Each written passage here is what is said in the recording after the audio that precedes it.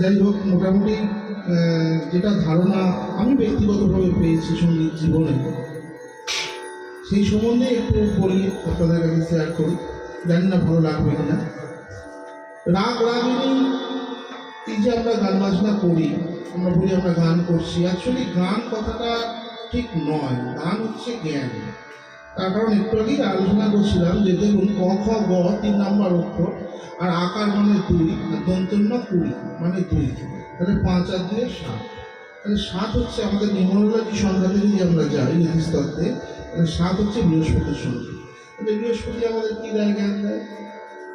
সুতরাং গান কিন্তু কোনো হারমোনিয়াম তবলা নিয়ে বসে পড়লাম আর কিছু করে নিলাম, এটা কিন্তু গান নয়। গান মানে জ্ঞান। এখন যাই হোক, বর্তমান সমাজে গানের অনেক রকম বিভিন্ন রূপ আমরা দেখি বা দেখছি। আমাদের আদি সঙ্গীত ধ্রুবপদ, ধ্রুপদ থেকে আসে, যেটা আমরা শাস্ত্রের পেয়েও থাকি।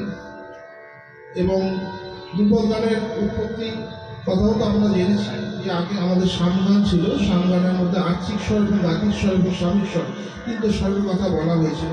এবং উদাত্ত, অনুদাত্ত, ভূতা, শরীর, হস্য, দীর্ঘ, এই ছরকম স্বরের উৎপত্তির কথা বলা হয়েছে। তো প্রথমে আমাদের উদাত্ত স্বর এবং শরীর স্বরের কথা বলা হয়েছিল, অনুদাত্ত স্বর। পরবর্তীকালে যখন আসে সামবেদে, তখন 3টে স্বরের কথা বলা হয়।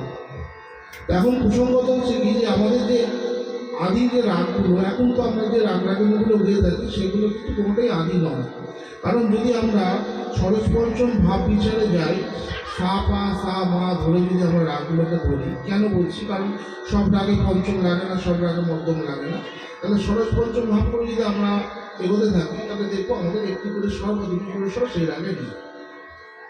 যেরকম ভাবে যদি আমরা ভৈরবকে ধরি, ভৈরবের সাকে ধরলাম পা আছে বলে, রেকে ধরলাম ভৈরব আছে বলে, গান্ধারকে ধরলাম নি আছে বলে শুদ্ধ নি। মধ্যমকে ধরলাম, তাহলে মধ্যমের সঙ্গে কে যায়? মা পা ধানি সা, সা আছে। পঞ্চম পা ধা নিসা রে, কিন্তু ধানি সারে গা, তাহলে কে নেই? ধান। কারণ কেন? কোমল ধায়ের সঙ্গে কোমল গায়েরই ষড়শ পঞ্চম ভাব হয়, শুদ্ধ গায়ের হয় না।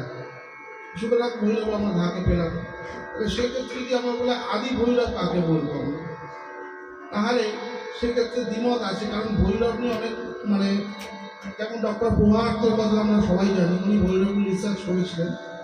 সেই বইটি আমি পড়েছিলাম একটু। যাই হোক, তা সেখানে উনি বলছেন যে আমাদের অষ্টভৈরবের কথা, যেটা আমাদের তন্ত্রশাস্ত্র আছে, যেমন অসিতাঙ্গ ভৈরব আয়নময়, উন্মত্ত ভৈরব আয়নময়।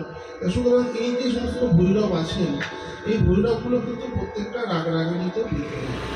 কারণ রাগ সঙ্গীতের সৃষ্টি হয়েছে কিন্তু তন্ত্রশাস্ত্র থেকেই।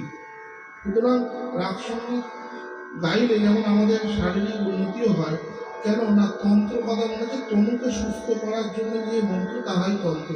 অর্থাৎ সারে গামা পাদানিসা যখন আমরা লাগাচ্ছি তখন কিন্তু প্রত্যেকটা ভাইব্রেশন আছে এবং প্রত্যেকটাই কিন্তু আমাদের পঞ্চভূত থেকে উৎপত্তি লাভ করছে এবং তাদের মধ্যে কিন্তু মলিকুল থেকে গেছে। কারণ কেন না আমাদের প্রত্যেকে কিন্তু যদি আমরা বলি যে স্পামে সাউন্ড আছে, তার কারণ কেন না আমরা তো